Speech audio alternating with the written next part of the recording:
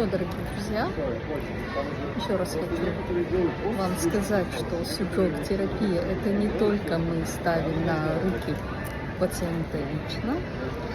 У нас есть возможность работать везде, где есть интернет. И, конечно же, я не всегда ношу с собой муляж. Вот такой.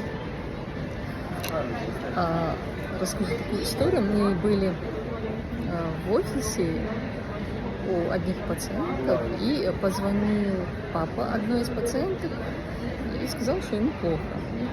Так как муляжа с собой не было, но был ксерокс.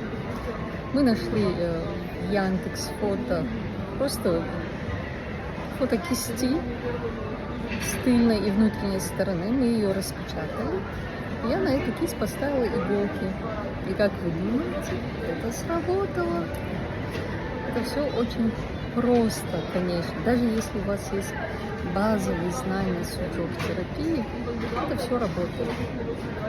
Не упускайте, момент. Вы можете взять обучение или лично со мной, или есть уже видеоуроки в записи, и до Нового года со скидками приобрести этот курс.